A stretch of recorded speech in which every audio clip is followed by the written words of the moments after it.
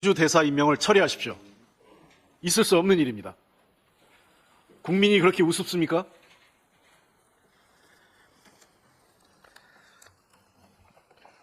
윤석열 대통령이 약속을 어기고 스스로 한 말을 뒤집는 것은 더 이상 놀라운 일이 아닙니다. 그러나 그 폐해로 인한 피해가 고스란히 국민에게 전가된다는 점에서 매우 심각합니다. 윤석열 대통령은 따뜻한 국정을 펼치겠다며 서민을 위한 금융 공급을 확대하고 취약계층의 어려움을 살피겠다고 지난 10월 예산안 시장연설에서 말씀하셨습니다. 그럼에도 금융위원회는 지난해보다 경제가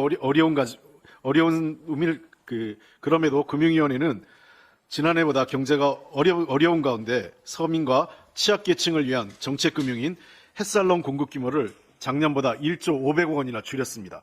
고금리, 고물가로 고통받는 서민은 안중에도 없는 것입니다. 저소득, 저신용 근로자를 위한 근로자 햇살론은 6천억이나 줄였고 대학생, 취업준비생, 중소기업 재직 청년 등을 위한 햇살론 뉴스는 무려 66.7%를 삭감시켰습니다.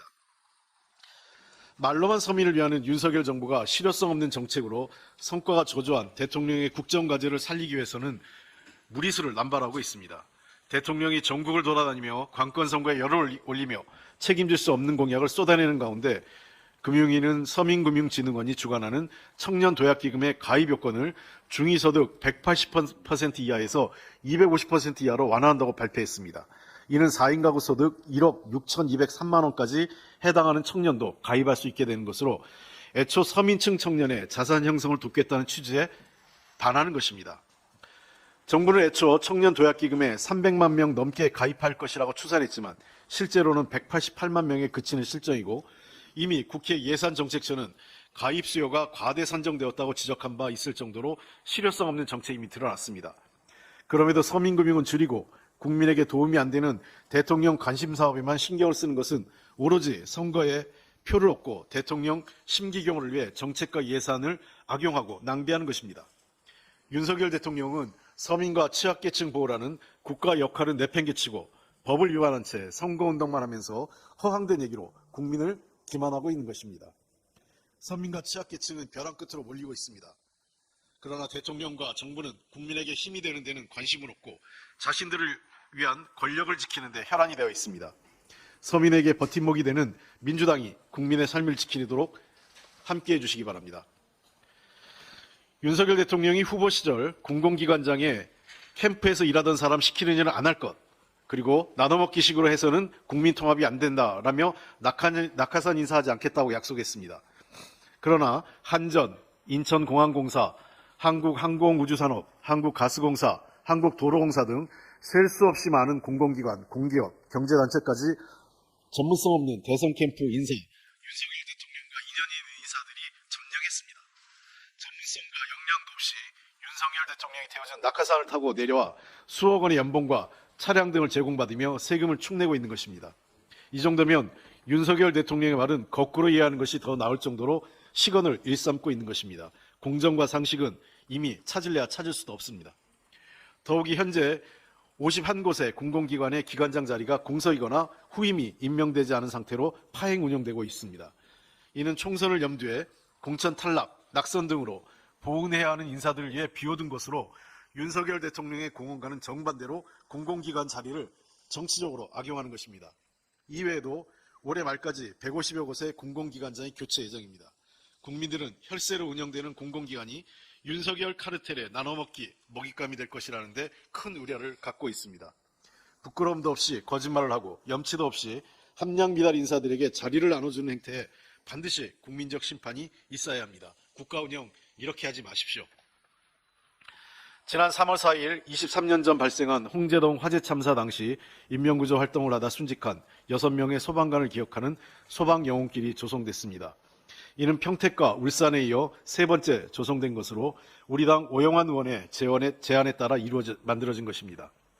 소방영웅길 조성을 통해 국민의 안전을 위해 희생하고 헌신한 소방관들을 기억하고 추모하며 소방관과 국민의 안전에 더욱 힘쓰는 계기가 되길 바랍니다. 민주당은 집권 시 방호복 지급, 24시간 막교대 근무에 3교대 근무로 전환은 물론 예산 확대와 소방관 국가직화로 소방관의 처우 및 장비 개선을 꾸준히 추진해 왔습니다. 또 체계적인 재난관리 역량 강화도 선도해 왔습니다. 아울러 지난 5일에는 우리 사회 영웅인 소방관과 국민 안전을 더욱 강화하기 위한 공약도 발표했습니다. 소방장비 구입 개발을 위한 소방재정 강화로 소방 서비스의 질을 제고하고 인명구조, 로봇, 소방안전, 드론 등 첨단 소방장비 도입 확대로 소방관의 안전과 화재 진압 역량을 강화하는 것도 공약을 했습니다. 아울러 늘어나고 있는 산불 조기 진압을 위한 고정익 항공기 도입과 신속하고 효율적인 재난 대응을 위해 소방공무원의 재난 현장 지휘권도 더욱 강화해야 한다고 지적을 했습니다. 더불어민주당은 이 소방관의 안전 그리고 소방관이 존경받고 국민은 안전한 대한민국을 만들기 위한 정책을 실천해 나가겠습니다. 소방관과 국민 안전을 위한 예산 확보에 있어 정부 야당과 초당적인 협력도 하겠습니다. 민주당의 안전 공약이 실현될 수 있도록 국민들께서 힘을 모아주시기 바랍니다. 이상입니다. 다음은 이계호 정책위 의장님 모두 발언 듣겠습니다. 네, 갈수록 팍팍해지고 있는 민생 경제 국민들의 삶은 더욱 어려워지고 있습니다. 이에 민주당은 민생의 어려움을 덜어드리고자 각 세대별 또 직군별로 가장 절실한 정책을 개발을 해서 국민의 삶을 향상시킬 수 있는 공약들을 연이어 발표를 해나가고 있습니다. 지금까지 총 16차례를 제시를 한 가운데 아시는 것처럼 지난 2월 28일에는 서대문 헬스장에서 직장인 맞춤형 공약을 발표를 했습니다. 그중에 근로소득자의 세부담 완화를 위해 발표를 했던 스포츠업 이용료에 대한 세제 혜택 신설은 연간 200만 원 한도의 체육시설 이용 지출에 대해서 15%의 특별 세액공제를 받을 수 있어서 직장인들의 호응이 정말 높았던 그런 정책입니다. 그런데 황당한 것은 우리 민주당이 공약을 발표를 하자 윤석열 대통령도 생활체육시설에 소득 공제를 추진하겠다며 민생 토론회에서 발표를 한 것입니다. 윤석열 대통령은 대선 당시에 체육시설 이용료 소득공제 확대를 검토하겠다 이렇게 공약을 했지만은 지난 2년 동안 정부 세법 개정안 발표해서 영화, 공연 등 문화비 세액공제만 반영을 했고 체육 분야 세액공제는 전혀 반영을 하지 않고 제외를 해왔습니다. 그동안 그렇게 오랫동안 외면을 해놓고도 우리 민주당이 공약으로 발표를 하자 허겁지겁 공약을 재탕을 하고 있습니다. 정부 여당은 그동안 우리 당이 열심히 준비를 해서 발표를 했던 간병비 건보 적용 그리고 경로당 주 5일 점심 등의 공약도 택해서 발표를 한 바 있습니다. 결국 윤석열 대통령과 여당이 발표한 공약은 공수표에 불과할 뿐만이 아니고 공약을 실천하겠다는 진정성은 추호도 찾아볼 수가 없습니다. 정부가 이번 공약에 진정성이 있었다면 올해 세법 개정안에 세제 혜택을 반드시 담겠다는 의지를 보였어야 합니다. 우리 민주당은 앞으로도 국민이 체감할 수 있는 유능하고 진정성 있는 정책을 책임 있게 발표해 나가도록 하겠습니다. 요즘 윤석열 대통령은 국민의힘 선대위원장이 되고 또 정부 부처는 국민의힘 정책위원회가 된 듯합니다. 국민들의 민생고는 아랑곳하지 않고 임기 3년 차에 접어든 지금까지도 정치적 이해득실만 따지면서 무책임한 국정 운영을 하더니 이제는 아예 정부 부처와 함께 지역을 순회하면서 국민의힘 총선 선거운동을 위해서 팔을 걷어붙이고 있는 것입니다. 윤 대통령이 어제 발표한 청년정책 추진계획 또한 선거에 활용을 하기 위해서 급조된 정책임이 낱낱이 드러나고 있습니다.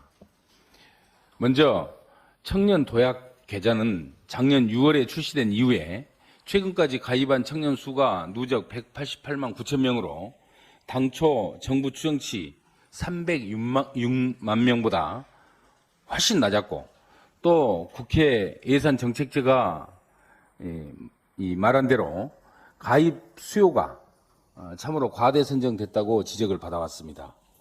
이번 발표는 국정과제의 저조한 실적을 무마하기 위한 미봉책에 불과하고 또 청년 도약 계좌에 역마진 우려가 큰 상황에서 부담은 은행이 지고 생색은 정부가 내는 꼴이 되고 있습니다. 뿐만 아니라 청년 일자리 창출 및 취업 준비 지원, 청년 친화 기업 문화 조성 등 노동 정책의 경우에는 2024년 예산안 사업들을 되풀이한 발표에 불과했습니다. 현재 우리나라 청년 실업률은 일반 실업률보다 2배 이상 높습니다. 또 구직 단념자들도 크게 늘고 있는 추세를 고려할 때 참으로 안이하고 무책임한 정책일 뿐이다 이렇게 생각합니다. 대통령의 행보가 정말로 국민을 위한 민생 행보라면 무책임한 선거용 포퓰리즘 정책을 남발하지 말고 당장에 천정부지로 치솟고 있는 물가를 안정을 시키고 또 민생 경제를 살리는데 힘써 주시길 촉구합니다. 이상입니다. 다음은 홍성국 부대표님의 경제브리핑이 있겠습니다. 네, 경제브리핑입니다. 오늘 모든 화제는 선거가 아니라 금사과 금귤 얘기 아니겠습니까? 어제 2월 물가가 발표가 됐는데요. 정말 충격적으로 많이 오른 상황들이 나왔습니다. 윤석열 정부 출범한 2년 동안 물가 상승을 놓고 보시면 소비자 물가가 한 11%, 생활물가 12%, 신선식품은 30%나 이렇게 올랐고요. 수도, 전기, 서비스가 모든 부분들이 많이 올랐습니다. 네, 특히 최근에서는 귤, 사과 이런 농수산물, 과일 중심으로 나오지만 공업 제품도 많이 올랐습니다. 공산물 가공한 거죠. 아이스크림도 1년 전 대비 11% 올랐고요. 티셔츠도 올랐고요. 그 다음에 보험료, 택시료 이런 거 1년 동안 오른 거 다 감안을 해보면은 이런 물가 지표가 얼마나 허황한가 생각이 들 겁니다. 근데 더 중요한 게 있습니다. 지금 정부가 총선 때문에 안 올린 물가가 너무 많다라는 얘기죠. 유류세를 인하한 거를 4월 말까지 한시적으로 인하한 거 기억나십니까? 총선 끝나면은 바로 올리겠다는 얘기입니다. 전기요금 올리는 게 예고돼 있죠. 그 다음에 서울시 지하철 요금도 하반기 정도, 7월 정도부터는 150원 올린다는 게 이미 다 나와 있는 얘기고요. 시외버스, 고속버스, 운임 할증률 올린다고 했고요. 철도요금도 또 예정이 돼 있습니다. 지금 공공요금들의 인상을 총선 때문에 정부가 발표를 안 하고 있기 때문에 한국의 물가 수준은 딴 나라와 달리 더 장기간 우리 고물가가 유지될 수밖에 없다는 얘기죠. 다른 선진국들은 대충 한 올해 1분기를 고비로 해서 2% 아래로 2% 근방으로 초반으로 좀 떨어질 거로 예상되고 있는데 한국에서는 이런 문제가 발생하니까 이창용 하는 총재도 6개월 정도까지 금리를 못 낮춘다라는 얘기입니다. 그래서 아마 목련꽃이 질 때쯤 되면은 아마 또 물가가 계속 올라가고 있다. 이게 우리 사과 귤의 문제가 아니라 이런 부분들을 충분히 체감하실 거로 생각됩니다. 또 하나 오늘 이슈는 굉장히 중요한데요. 제대로 안 다루고 있습니다. 어제 소상공인연합회에서도 발표가 있었고 저도 지난주에도 계속 2번이나 얘기를 했는데요. 알리와 테무의 2월 달에 방문해서 물건을 산 사람들 숫자가 어제 통계가 나왔습니다. 알리익스프레스 2월 달에 818만 명이고요. 테무가 무려 580만입니다. 테무 같은 경우는 7개월 만에 어마어마한 속도로 나오고 있습니다. 그러다 보니까 중국에서 수입이 이 해외 온라인 직구가 1조 656억 원. 그리고 제품은 뭐냐면 제품은 음식료, 자동차, 화장품, 가전, 의류 거의 모든 생활용품을 다 막 나오고 있어요. 이 얘기는 뭐냐면 이게 일단은 소비자 입장에서는 싸도 황당하게 싸니까 좋을지 모르지만 시간이 지나면 이러한 제품을 생산하는 국내 중소기업과 소상공인들이 완전히 몰락할 가능성이 크다는 겁니다. 더 큰 문제는 전 세계 무역 구조는 한국이 중간재와 자본재를 중국으로 수출하면 중국서 가공해서 EU와 미국으로 나가는 구조였는데요. 한국에서 지금 중국산 중간재가 들어올 수 있는 교두보를 알리익스프레스나 테무가 만들어 가고 있다는 겁니다. 2016년 중국 시장에서 한국 제품 수입 비중이 10%였어요. 작년에 6%로 줄었습니다. 그런데도 어떻게 하면 중국을 때릴까? 이 고민만 하고 있고 어떻게 하면 또 이런 부분에 있어서는 좀 규제를 해야 됩니다. 규제에 대한 어떠한 내용도 안 내놓고 아마 이것도 선거가 지나고 나게 되면은 정부도 규제, 중국의 이커머스 기업들에 대한 규제들이 나올 것 같은데 계속 시기를 늦추고 있습니다. 모든 정책은 선거로 보시면 될 것 같습니다. 이렇다면 정부가 역할을 해야 되는데 정부 돈이 없다고 하죠. 근데 의무지출이라는 게 있어요. 의무지출은 뭐냐면 정부가 이제 고령화가 되니까 그동안에 지급을 안 하던 분도 자연적으로 올라가는 이런 지출들 있죠. 의무지출 비율이요. 지금 우리나라 빠른 속도로 늡니다. 고령화가 되니까. 우리 저출산만 얘기하자면 고령화가 되니까 이런 어르신들을 돌보기 위한 복지 수요가 늘어나는 이건 어떻게 바꿀 수가 없잖아요. 그런데 이미 다 나온 얘기지만 정부가 불용급에 안 씁니다. 돈을 안 쓰면서 작년도에 46조는 안 썼잖아요. 예산에서. 안 써놨지 않습니까? 유동수 의원님이 여러 번 이 자리에서 말씀을 드렸어요. 그런데 대통령은 어제 홍익표 원내대표 얘기했죠. 925조 원이라는 현재까지 발표된 것만 총선 공약을 내놓고 있습니다. 매일매일 돌아가면서 그것을 숫자를 한번 계산해 보면은 지금 우리나라 정부 부채에 거의 육박할 수준으로 어마어마한 양의 이 총선 공약을 지금 내뱉고 있는 겁니다. 그러다 보니까 이런 말 요즘 잊어버리셨죠? 재정준칙 안 들어보셨죠? 퍼주기 이런 얘기 안 하죠? 전 정부 탓 안 하죠? 그죠? 400조 원 문재인 정부 때 정부 부채로 이런 얘기 안 하잖아요. 왜? 본인들은 920조를 이미 발표를 하니까요. 국민 여러분 상황을 똑바로 보시기 바랍니다. 거의 불가능한 얘기, 현실성 없는 얘기들이 마구 쏟아져 나오고 있습니다. 이걸 어떻게 수습할까요? 바로 국민 여러분들이 현명한 판단을 하셔야 될 것 같습니다. 이상 경제는 민주당이었습니다. 네, 다음은 이동주 부대표님 말씀 듣겠습니다. 네, 원내부대표 이동주입니다. 한동훈 비대위원장은 제대로 아는 것도 없으면서 너무 당당한 것이 문제입니다. 한 위원장은 지난 4일 윤석열 대통령이 지역을 돌며 민생 토론회를 가장한 선거운동을 한다는 지적에 코로나 때 돈 살포가 선거 개입이라고 말했습니다. 2020년 5월 코로나19로 어려워진 민생 경제를 위해서 문재인 정부가 지급했던 재난지원금이 선거 개입이라는 얘기입니다. 이는 거짓 선동에 불과합니다. 문재인 대통령이 1차 재난지원금을 발표한 건 2020년 3월 29일입니다. 소득 하위 70% 가구를 선별해 4인 기준 100만 원을 지급하는 안이었습니다. 대구에서 1차 유행이 시작되고 누적 확진자가 수천 명을 넘어섰을 때입니다. 당시 정부 발표에 국민의힘의 전신인 미래통합당은 어떻게 반응했는지 아십니까? 황교안 당시 미래통합당 대표는 정부의 선별 지원을 비판하며 전 국민에게 1인당 50만 원을 즉각 지급하라면서 대통령의 긴급 재정 명령권을 발동해 일주일 이내로 금융기관을 통해 지급하게 하라고까지 했습니다. 국회 추경 예산 처리도 없이 시급하게 지급하라는 주장이었습니다. 마찬가지로 총선을 9일 앞둔 4월 6일 박형준 당시 미래통합당 공동선대위원장은 언론 인터뷰에서 긴급 재난지원금을 국민 모두에게 지급하는 편이 낫다. 세금은 많이 내는데 돈을 받을 때는 맨날 빠지라고 하면 되게 기분 나쁘다라고 말했습니다. 당시 정부 발표보다 더 많이 지급해야 한다고 주장한 게 지금의 국민의힘입니다. 당시의 재난지원금 지급을 비판하는 목소리가 없진 않았습니다. 대표적으로 유승민 의원이 그랬습니다. 그러나 전국민 지급이냐 선별 지원이냐 하는 방식에 대한 논쟁만 있었을 뿐이지 국난 극복을 위해 정부의 적극적인 재정 확대가 필요하다는 것에는 이견이 없었습니다. 결국 총선에서 더불어민주당이 압도적으로 승리한 이후 2020년 4월 29일 여야가 추경안에 합의했고 5월 13일 전 국민에게 1차 재난지원금이 지급됐습니다. 요약하면 선거 전에는 여야가 한 목소리로 재난지원금 지급을 이야기했고 실제 지급된 건 선거 이후입니다. 한동훈 위원장이 밝힌 코로나 때 돈 살포가 선거 개입이라는 주장은 당시 선거에 참패한 야당이 나중에 만들어낸 핑계거리에 불과합니다. 당시 검사했던 한동훈 위원장은 이런 상황을 잘 몰랐을 수 있습니다. 그러면 겸손해야 합니다. 한 위원장이 사실과 다른 이야기를 너무 당당하게 하니까 언론에서도 확인을 잘 안 하는 것 같습니다. 진짜 문제는 지금 윤석열 대통령이 벌이고 있는 선거 중립 위반입니다.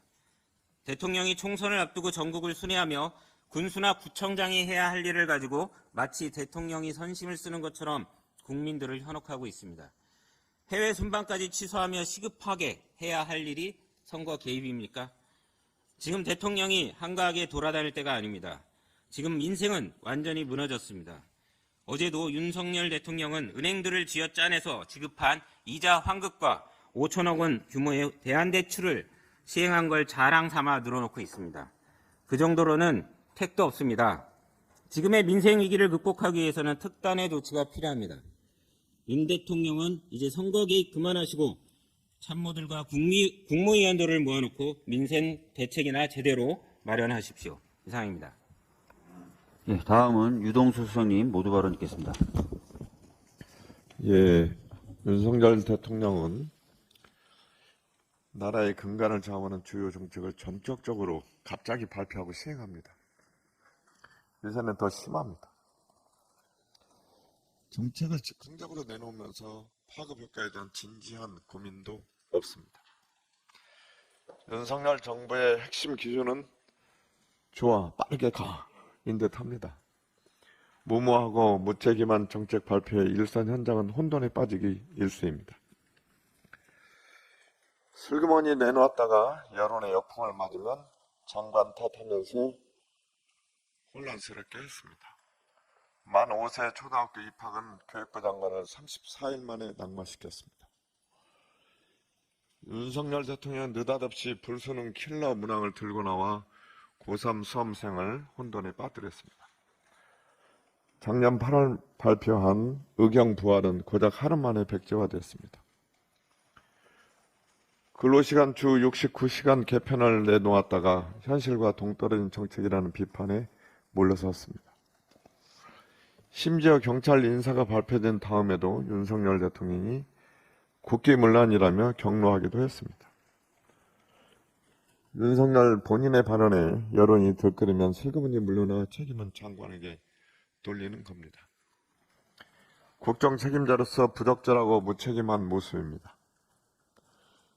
윤석열 대통령이 결정해서 하다라면 묻지도 따지지도 않고 그대로 직진하는 정책도 많습니다. 의대 정원 2,000명 확대만 봐도 교육 인프라 부족, 이공계 학생 이탈 등 후폭풍은 아랑곳하지 않고 그대로 직진만 하고 있습니다. 경제정책은 검토한 적 없다고 했다가 갑자기 내놓아 시장 혼란을 가중시켰습니다. 공매도 전면 금지, 주식 양도세 대주 주기는 50억에서 10억으로 완화하는 것이 대표적입니다. 조정이 필요한 정책도 후폭풍을 고려하지 않은 터프하고 급격한 정책으로 부작용을 일으켰습니다. 종부세 공정시장 가액비 기준을 95%에서 60%로 급격히 내려 세수펑크에 일조했습니다. 국가 미래를 좌우하는 R&D 예산은 무원칙한 일괄 삭감을 발표했습니다. 그 결과 연구 현장이 초토화되자 뒤늦게 석박사 연구원에 대한 장학금 준다며 설익은 대책을 내밀었습니다. 윤석열 대통령이 좋아 빠르게 가 라며 발언하면 실무진이 수습하는 정책 엇박자에 고통받는 건 국민입니다. 장관의 말과 대통령의 말이 다르고 대통령실에서 다시 내놓는 해명이 다릅니다. 행정 난맥이고 요체 이탈 정책 뒤집기입니다. 대한민국 국정 운영을 좋아 빠르게 가를 외치며 준비 없이 돌진해서는 안 됩니다. 예상되는 문제에 대비하고 플랜 B를 세워두고 반대 의견에도 귀를 기울여야 합니다. 그런데 윤석열 정부는 대통령이 좋다고 마음먹은 일은 무조건 빠르게 가야 합니다. 이에 반대하는 것은 국기문란 세력이고 간첩입니다.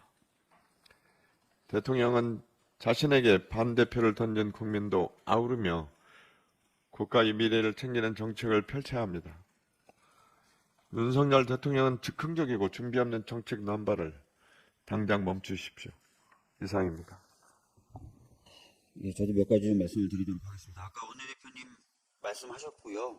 저도 지난번에 한번 말씀드렸던 이종섭 전 국방부 장관의 호주 대사 임명 관련된 것부터 말씀을 좀 드리도록 하겠습니다. 전에 제가 말씀드렸던 부분은 여러 가지 있었지만 그중에 이런 부분이 있었습니다. 외교에 과연 전문성이 있느냐. 호주에 적합하냐. 그렇지 쉽지 않은 것 같다. 그럼에도 불구하고 호주 대사로 임명돼서 출국하는 것 이상하다. 이렇게 말씀을 드렸습니다. 더해서 좀 더 이상한 거 말씀드리겠습니다. 현재 우리나라의 호주 대사 급이 어느 정도인지 아십니까? 1급입니다. 이종섭 씨는 장관이었잖아요. 장관을 1급짜리 급히 보내는 겁니다. 자, 우리나라에 와 있는 호주 대사는 급이 어떻게 될까요? 보통은 서로 급을 맞추지 않습니까? 차관복급입니다. 안 맞아요. 안 맞는데도 급히 이렇게 내보내는 겁니다. 전문성이라든지 뭐 이런 것들도 의아하지만요. 그리고 네 대표님도 말씀하시고 저도 이야기했고 어제 보도된 바에 따르면 국방부가 지난 1월 2차례 공수처로부터 압수수색 당했는데요.